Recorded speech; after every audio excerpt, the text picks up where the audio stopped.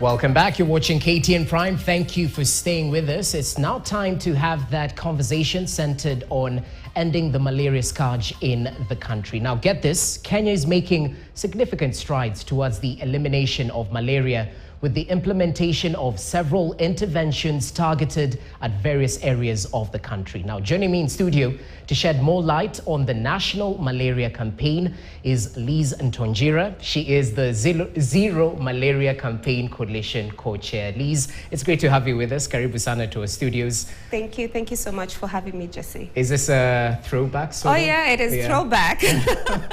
Welcome to familiar grounds. Let's you. talk matters malaria now, and it would be proper to start with the malaria vaccine implementation program that was piloted in various parts of the country. The aim was to vaccinate roughly 300,000 children annually. Just update us on the progress made so far as we talk about the National Malaria Campaign. I think there's been a lot of significant progress around the elimination of malaria, and especially with the vaccine. Kenya was very lucky when it was rolled out in October 2021 to be amongst the three countries, that's Malawi, alongside Malawi and Ghana, to take part in the pilot program, which has been really successful. Since that pilot program, so far, I think there are close to 1.9 million doses that have been administered in the various, especially the lake endemic counties. And, this program has been pretty successful, so much so that WHO has moved from the 3 pilot countries and extended it to 12 African countries. As you know, the African region faces the largest burden of malaria. Okay. That's really proper. Talk to us about the National Malaria Campaign. What exactly is happening within the country? So to complement, everything that happens online, to steer the conversations has to be complemented by things offline. And I know the government and different other partners have been doing fantastic work in trying to eliminate malaria. We've been having this bulletin, I think, for roughly 21 minutes. And the statistics show us that 21 kids under 5 have died so far from malaria. So when you hear those statistics, it's a reality that things need to change. And so for us, advocacy is a powerful tool to ensure the long-term commitment, both from the political side and the financial side, because those are the biggest challenges when it comes to fighting malaria, to ensure that there's that commitment. And, there's nothing better than an informed population around how they can prevent themselves, just in, or what action they can take to prevent, instead of going for the curative areas. What are some of the preventative measures that people can do within their own, power to prevent themselves from malaria? So this campaign for us is really critical. It's a complement to a number of other campaigns that have been taking place.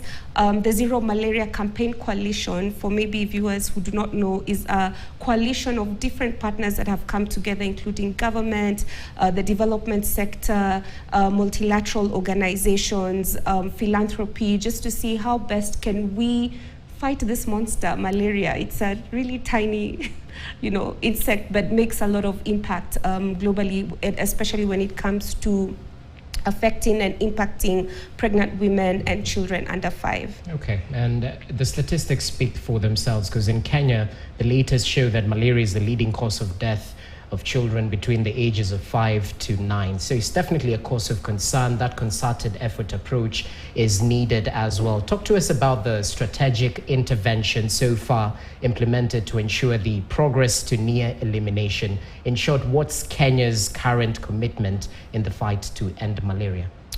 Wow, there's been lots of great political will, with our President Ruto getting fitted just sometime last year for the steps and strides the government has taken in fighting malaria. I think, with the government rolling out programs such as the nets that are being rolled out in the different counties, the indoor residual sprays that have been that are being distributed, the malaria vaccine, which continues to be implemented in the different counties and countries, neighboring countries as well, because you have to deal with the problem, not just within those counties, but also the neighboring countries as well. I think there has been significant progress. Yeah. One of the biggest things that we are doing and we are contributing towards is the education and the advocacy for behavior change. I mean, with that, I think we will counter so much more in fighting this as a collective. When we galvanize with the tools, the resources that we have, we're able to, you know, galvanize and coalesce different people to come together to see what are some of the financial gaps, where can partners come in to support each other.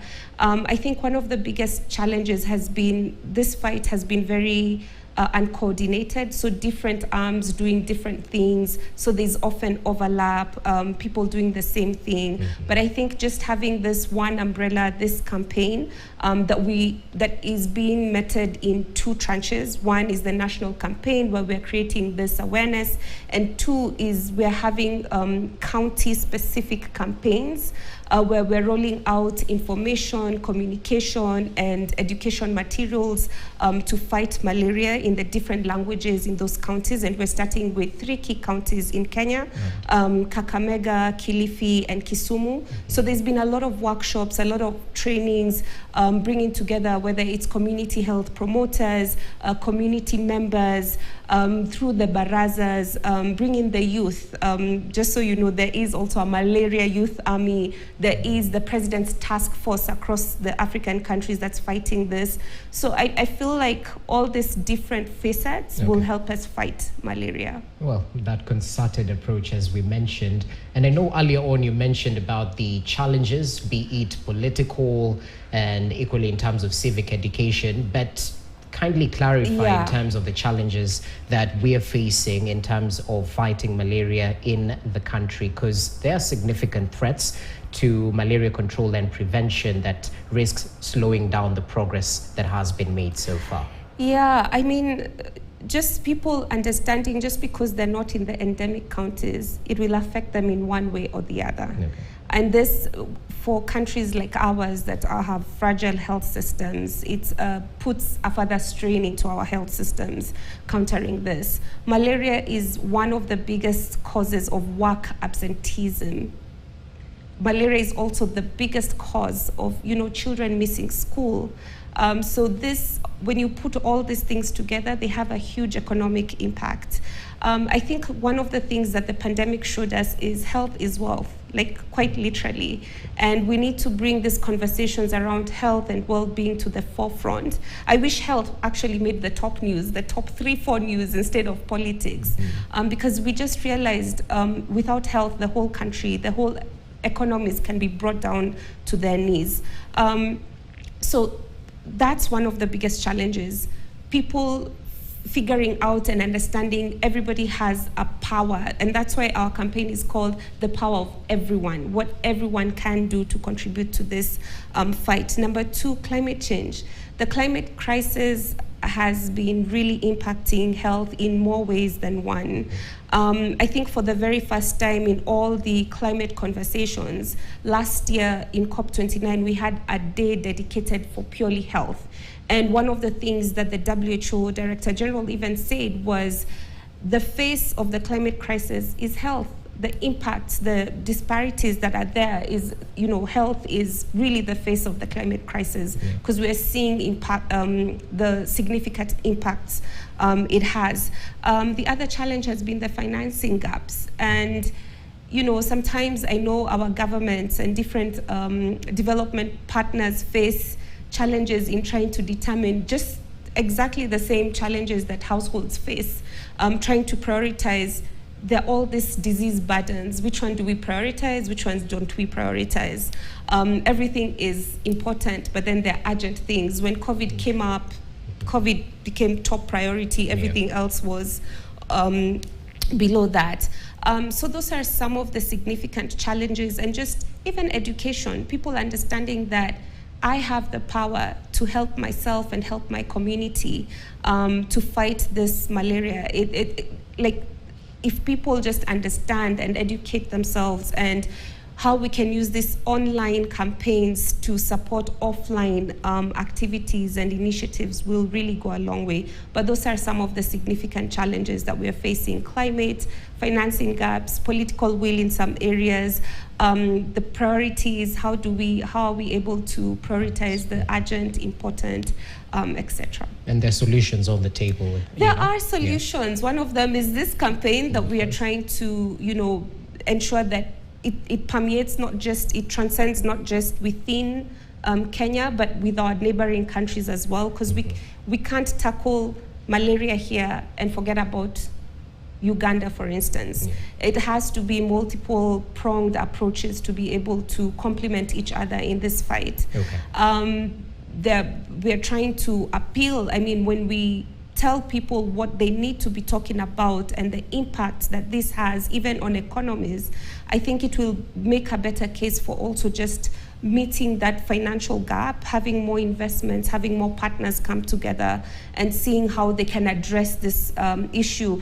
Having, research, more investments even in innovation, research and development, like the vaccine is really helping. What more can we do when we put in the investments to such activities and initiatives? Okay, well noted. And as we finalize in a minute or two, because every Kenyan is affected by malaria in one way or the other, because it diminishes national and individual potential. But at times we get caught in that circus where we point fingers at the government. You're not doing this and this, but at times we can equally play a part.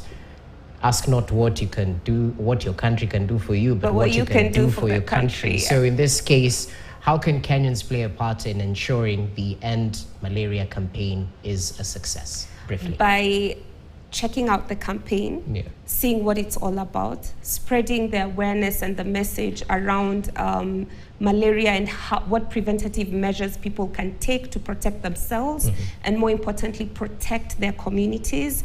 Understanding, when it rains, there will be floods. We can't wait for the government to come clear a water puddle in your area. Sometimes it's just your own proactive initiative, and also educating the people around you and your communities around you to just take the active steps on some of these things.